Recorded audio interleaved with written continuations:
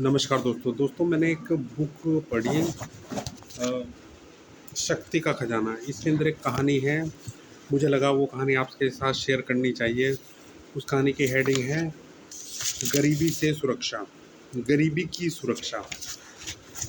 तो कहानी शुरू होती है। एक राजा था। राजा का पुत्र राजकुमार बड़े नवीन विचारों वाला था। अपने राज्य को वह सबसे सुंदर बनाना चाहता था। राज्य में भिखारियों को देखकर उसका मन बड़ा विचलित होता था। एक दिन उसने राजा से इस विषय पर जिक्र किया कि इस प्रवृत्ति को कैसे समाप्त किया जाए। राजा ने मंत्रियों की एक बैठक बुलाई। राजा मंत्रियों के सामने यह विषय रखा और सबने अपनी अपनी राय मांगी। कोई यह कह रहा था कि राजा कोष से प्रतिदिन भिखारियों को भोजन करा दे, उन्हें भीख मांगनी नहीं पड़ेगी। राजकुमार बोला कि इससे तो और भी भिखारी बन जाएंगे। दूसरे ने अपनी राय दी कि भिखारियों को उठाकर कारागार में बंद कर देना चाहिए, तो कोई भीख नहीं मांगेगा। राजकुमार बोला इससे तो सारे कारागार भर जाएंगे, राज्य का खर्च कितना बढ़ जाएगा। बहुत देर तक विचार विमर्श चलता रहा, पर कोई सही उपाय सूझ नहीं रहा था।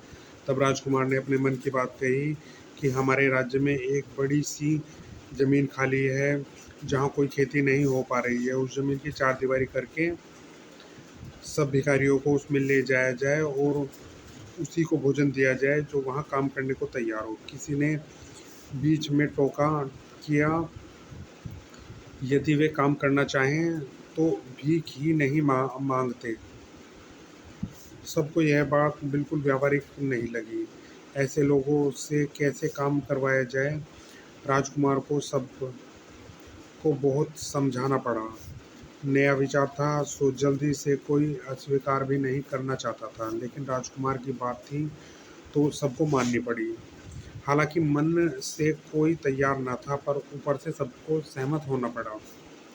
उसी जमीन पर चार दीवारी बना दी गई ताकि वहां कोई उन्हें भाग न सके। तब भिखारियों को पकड़कर उसमें ले जाकर छोड़ दिया गया और उससे कहा गया कि जो काम करेगा उसे ही भोजन दिया जाएगा। किसी की काम करने की कोई आदत नहीं थी, उन्हें तो भीख मांगने की आदत थी। सिपाहियों के सामने भीख मांगने लगे, गिड़गिड़ाने लगे, हम भूख से मर जाएंगे, हमको खाना दे दो, हम पर दया करो, हमें कुछ तो भोजन दो।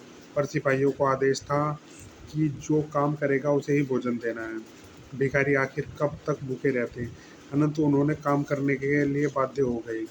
बड़ी मुश्किल आ रही थी, उनका शरीर भी काम करने को तैयार नहीं था। बड़े बुझे बुझे मन से उन्होंने काम शुरू किया। तब उन्होंने अपना काम बांट दिया और काम करने लगे। शुरू में बड़ी कठिनाई आई, पर मजबूरी वश से ही लोगों ने काम करना शुरू किया। थोड़े ही दिनों में उन्होंने काम करने की आदत पैदा हो गई। अब वे मन से काम करने लगे। अब उन्होंने काम करना अच्छा लगने लगा और ज़मीन पर बहुत अच्छी फसल हुई, जिससे राज्य की आमदनी बढ़ी। अब भिखारी भिखारी नहीं रहे, वे कुशल श्रमिक बन चुके थे और उनके रहने के लिए घर बनाए गए। वह ज़मीन भी उन्हीं को बांट दी गई।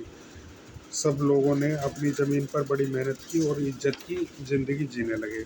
इधर राज्य में भीख मांगने की प्रथा खत्म हो गई। अब वहाँ कोई भी भिखारी नहीं था। बड़ी ज़बरदस्त स्टोरी सर।